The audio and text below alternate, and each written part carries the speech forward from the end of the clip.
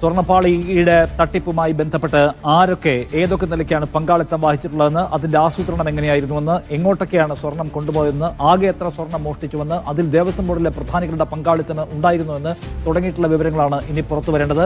2019 ദേവസ്വം ബോർഡിനെ ഇതിൽ പ്രതി ചേർത്തോടെ ഈ കേസിന് വലിയ മാനം കൈവന്നിരിക്കുന്നു എന്ന് നമുക്കറിയാം. ചരിത്രത്തിലാദ്യമായാണ് ശബരിമലയിൽ നടക്കുന്ന ഏതെങ്കിലും ഒരു ആക്ഷേപവുമായി ബന്ധപ്പെട്ട് ഒരു ദേവസ്വം ബോർഡ് ഒന്നാകെ പ്രതി ചേർക്കപ്പെടുന്നത്. ആ ദേവസ്വം ബോർഡിന്റെ തലപ്പത്തുണ്ടായിരുന്ന പത്മകുമാർ CPIM നേതാവാണ്. പത്തനംതിട്ടയിലെ CPIM ജില്ലാ സെക്രട്ടറി ആയിരുന്നു. മുഖ്യമന്ത്രി പിണറായി വിജയൻ കഴിഞ്ഞ ദിവസം വാർത്താ സമ്മേളനത്തിൽ പറഞ്ഞത് അന്വേഷണം പുരോഗമിക്കുന്നുണ്ട്, പക്ഷേ ദേവസ്വം ബോർഡുമായി ബന്ധപ്പെട്ട ആക്ഷേപമൊന്നും ഇതുവരെ ഉയർന്നു വന്നിട്ടില്ല എന്നാണ്. പക്ഷേ ഇപ്പോൾ ദേവസ്വം ബോർഡുമായി ബന്ധപ്പെട്ട ആക്ഷേപം ഉയർന്നു വരിക മാത്രമല്ല, സ്വർണ്ണക്കട്ടിലെ തട്ടിപ്പുമായി ബന്ധപ്പെട്ട് ദേവസ്വം ബോർഡ് പ്രതി ചേർക്കപ്പെടുക കൂടി ചെയ്തിരിക്കുന്നു എന്നതാണ് പ്രധാന കാര്യം. അങ്ങനെ വരുന്ന ഘട്ടത്തിൽ സർക്കാരിനെതിരെ രാഷ്ട്രീയ ഉത്തരവാദിത്തത്തിൽ നിന്ന് മാറി നിൽക്കാൻ കഴിയുമോ എന്ന ചോദ്യം അവിടെയുണ്ട്.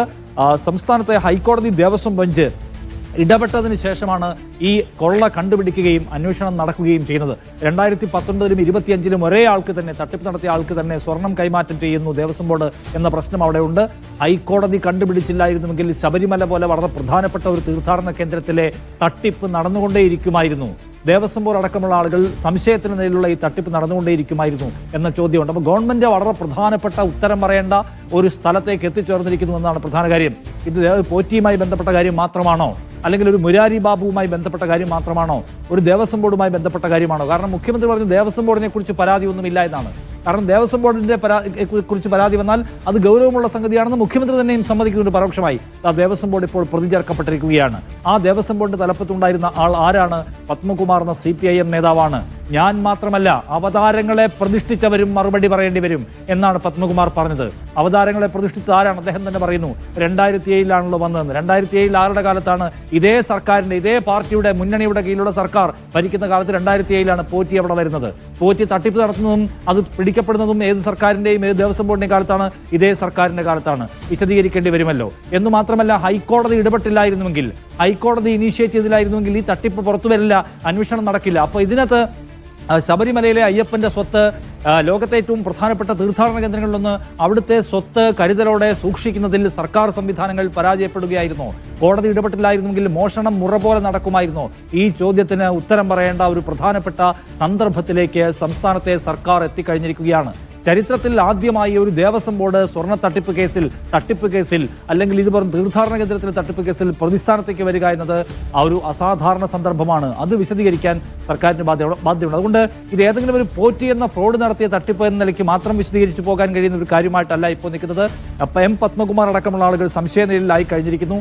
വലിയ ആളുകൾ ഉത്തരം പറയേണ്ടി വരും എന്നാണ് ഇന്നലെ പത്മകുമാർ മാധ്യമങ്ങളോട് പറഞ്ഞത്. ആരാണ് ഈ വലിയ ആളുകൾ? വലിയ മേലാളന്മാരാരാണ്? അതിലേക്ക് പോകണമല്ലോ. എവിടെ വരെ പോകാൻ കഴിയും അന്വേഷണത്തിന് എന്ന സംശയം ഇപ്പോഴത്തെ പ്രതിപക്ഷം തന്നെ ഉന്നയിക്കപ്പെട്ട് കഴിഞ്ഞിരിക്കുന്നു. പക്ഷേ ഇതിനൊരു സവിശേഷമായ സന്ദർഭമുണ്ട്.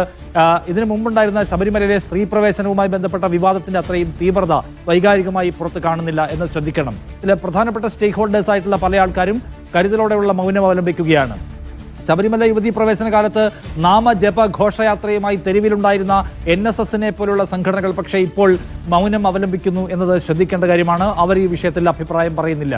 SNDP യോഗത്തിന്റെ ജനറൽ സെക്രട്ടറി വെള്ളാപ്പള്ളി നടേശൻ ശബരിമലയിലെ സ്വർണ്ണമൊക്കെ അടിച്ചുകൊണ്ട് പോകുന്നത് പോറ്റിമാരും തന്ത്രിമാരുമാണ് എന്ന് പറഞ്ഞുകൊണ്ട് സർക്കാരിനെയും ദേവസ്വം ബോർഡിനെയും സംരക്ഷിക്കുന്ന ഒരു സവിശേഷ നില സ്വീകരിക്കുന്നത് നമ്മൾ കാണുന്നു. അതുകൊണ്ട് ഗവൺമെന്റിനെ സംബന്ധിച്ച് ഇപ്പോൾ നിയമസഭയിൽ VD സതീശനും സംഘവും പ്രതിപക്ഷം ഉണ്ടാക്കുന്ന ഒരു സമ്മർദ്ദത്തെ മാത്രം കൈകാര്യം ചെയ്താൽ മതി. അതുകൊണ്ടാണ് അവർ പറയുന്നത് കോൺഗ്രസിന്റെ കാലത്ത് നടന്നിട്ടില്ലേ ശബരിമലയിൽ ചില മോശം ഏർപ്പാടുകൾ എന്ന് പറഞ്ഞ് കോൺഗ്രസിനെ ആക്രമിച്ച് ഈ പ്രശ്നം പരിഹരിക്കാൻ കഴിയും, മാനേജ് ചെയ്യാൻ കഴിയുന്ന ഒരു ആത്മവിശ്വാസമാണ് സർക്കാർ ഇപ്പോൾ പ്രകടമാക്കുന്നത്.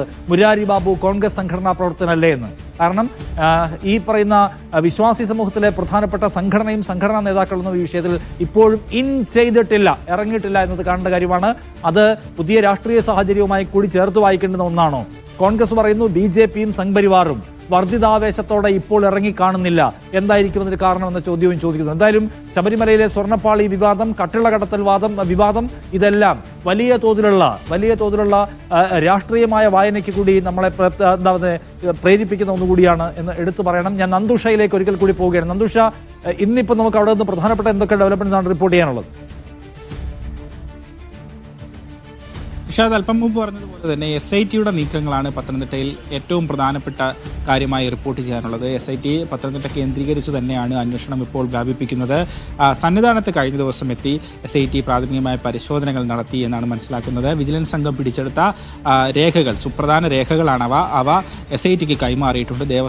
ദേവസ്വം ഉദ്യോഗസ്ഥർ വഴിയാണ് SITക്ക് വിജിലൻസ് സംഘം രേഖകൾ കൈമാറിയത്. ഈ രേഖകളിലുള്ള വിവരങ്ങൾ സത്യസന്ധമാണോ, അല്ലെങ്കിൽ കോടതിയിൽ സബ്മിറ്റ് ചെയ്യുമ്പോൾ പ്രതികൾ രക്ഷപ്പെടാത്ത വിധം ഈ രേഖകളെ അരക്കിട്ടുറപ്പിക്കുക എന്ന് തന്നെയാണ് SIT സംഘത്തിന്റെ പ്രധാന ദൗത്യം. അത്തരത്തിൽ സാക്ഷികളെയും തെളിവുകളെയും ഒക്കെ കൂടുതൽ വിശ്വസനീയമാക്കുക, കുറച്ചുകൂടി യാഥാർത്ഥ്യത്തോട് ചേർന്ന് നിൽക്കുന്ന രീതിയിൽ ഈ വിഷയങ്ങളെയൊക്കെ തന്നെ കോടതിയിൽ പ്രസന്റ് ചെയ്യാൻ കഴിയുന്ന രീതിയിലുള്ള റിപ്പോർട്ടാകും SIT ഇനി തയ്യാറാക്കുക. അതിന്റെ അടിസ്ഥാനത്തിൽ ഇനിയിപ്പോൾ പ്രതികളെ കസ്റ്റഡിയിലെടുത്ത് ചോദ്യം ചെയ്യുക എന്നുള്ളത് തന്നെയാണ് SITയുടെ മുമ്പിലുള്ള ഏറ്റവും പ്രധാനപ്പെട്ട ദൗത്യം. അതിൽ ഏറ്റവും നിർണായകമാകുന്നത് ഉണ്ണികൃഷ്ണൻ പോറ്റിയേക്കാൾ ഉപരി ഒരു പ്രതിയെ കസ്റ്റഡിയിലെടുക്കുന്ന സമയത്ത് ഏറ്റവും നിർണായകമാകുന്നത് പത്മകുമാറിനെ ചോദ്യം ചെയ്യേണ്ടി വരികയാണെങ്കിൽ അത് തന്നെയാവും.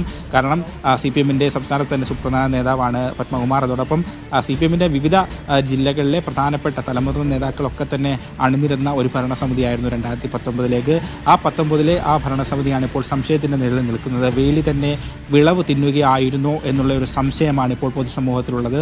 ആ സംശയത്തിന്റെ അടിസ്ഥാനത്തിൽ ഏതായാലും ഇപ്പോൾ FIR ഇട്ട് SIT ഇവരെ പ്രതി ചേർത്തിട്ടുണ്ട് എന്നാണ് മനസ്സിലാക്കുന്നത്. അതുകൊണ്ട് തന്നെ ഇവരെ കസ്റ്റഡിയിലെടുത്ത് ചോദ്യം ചെയ്യാനുള്ള ഒരു വലിയ വെല്ലുവിളി SIT സംഘത്തിന് മുന്നിലുണ്ട്. പത്തനംതിട്ടയിൽ എത്തിച്ചായിരിക്കും എല്ലാവരെയും ചോദ്യം ചെയ്യുക എന്ന് മനസ്സിലാക്കുന്നുണ്ട്. അതിനാണ് അവർ ഓഫീസ് തുറക്കുന്ന നടപടികളുമായി മുന്നോട്ട് പോകുന്നത്.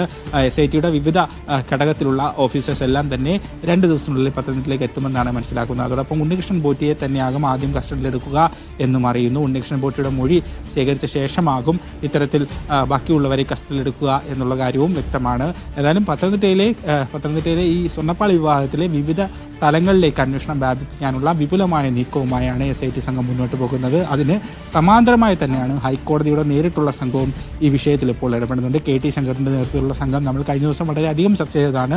2 ദിവസമായി സന്നിധാനത്ത് ക്യാമ്പ് ചെയ്തുള്ള കണക്കെടുപ്പ് നടപടികൾ നടത്തി വരികയാണ്. ദേവസ്വം രജിസ്റ്റർ നമ്പർ 4 രേഖപ്പെടുത്തേണ്ട പല കാര്യങ്ങളും രേഖപ്പെടുത്തിയിട്ടില്ല എന്നുള്ള കണ്ടെത്തലിനെ തുടർന്നാണ് ഈ ഹൈക്കോടതി ഒരു പ്രത്യേക സംഘത്തെ സന്നിധാനത്തേക്ക് അയച്ചിരിക്കുന്നത്. അതോടൊപ്പം ദേവസ്വം മഹസറിലുള്ള ഉരുപ്പിടികൾ സ്റ്റോർ റൂമിലുണ്ടോ എന്നുള്ള കാര്യം കൂടി പരിശോധിക്കുന്നുണ്ട്. സന്നിധാനത്തെ സ്ട്രോങ് റൂമിലാണ് നിലവിൽ പരിശോധന നടത്തുന്നത്. അതിനുശേഷം ആറന്മുളയിലെ പ്രധാന സ്ട്രോങ് റൂമിലെ പരിശോധനയും ഈ വിഷയത്തിൽ നിർണായകമാണ്. കാരണം ശബരിമലയിൽ കാലപ്പഴക്കം മൂലം മാറ്റിവെച്ച, അല്ലെങ്കിൽ തടിയുടെയും ലോഹത്തിൻ്റെയും ഒക്കെ തന്നെ വിലപിടിപ്പുള്ള, അല്ലെങ്കിൽ അതിനേക്കാൾ ഉപരി വിശ്വാസത്തിൻ്റെ മൂല്യമുള്ള പല കാര്യങ്ങളും സൂക്ഷിച്ചിരിക്കുന്നത്, പല ഉരുപ്പിടികളും സൂക്ഷിച്ചിരിക്കുന്നത് ആറന്മുളയിലെ പ്രധാനപ്പെട്ട സ്റ്റോർ റൂമിലാണ്. അതുകൊണ്ട് തന്നെ ആറന്മുളയിലെ ഈ തെളിവെടുപ്പ് അല്ലെങ്കിൽ കണക്കെടുപ്പ് വളരെ നിർണായകമാണ്. അതുകൊണ്ട് തന്നെ ഇതിൻ്റെയൊക്കെ കാലപ്പഴക്കവും ഈ ലോഹങ്ങളുടെയും ഒക്കെ ക്വാളിറ്റിയും പരിശോധിക്കുന്നതിനായി സാങ്കേതിക പരിജ്ഞാനമുള്ള വ്യക്തികളെ ഉൾപ്പെടെ അണിനിരത്തിക്കൊണ്ടുള്ള വിപുലമായ ഒരു സംഘത്തെയാണ് ഹൈക്കോടതി വിഷയത്തിലേക്ക് അയച്ചത്.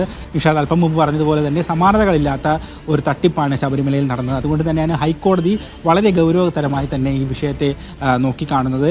SIT ആണെങ്കിലും അതോടൊപ്പം ഹൈക്കോടതി നേരിട്ട് അയച്ച അമിക്കസ് ക്യൂറി ഉൾപ്പെടെയാണെങ്കിലും വളരെ കൃത്യമായി തന്നെ ഹൈക്കോടതിയെ റിപ്പോർട്ട് ചെയ്യാനുള്ള നിർദ്ദേശവും നൽകിയിട്ടുണ്ട്. മുൻപ് ഒരിക്കൽ പോലും ഇത്ര ഗൗരവകരമായി മറ്റൊരു ക്ഷേത്രത്തിൻ്റെ അല്ലെങ്കിൽ മറ്റൊരു കേസിലും ഇത്ര ഗൗരവമായ രീതിയിൽ ഹൈക്കോടതി ഇടപെട്ടിട്ടില്ല എന്നാണ് മനസ്സിലാക്കുന്നത്.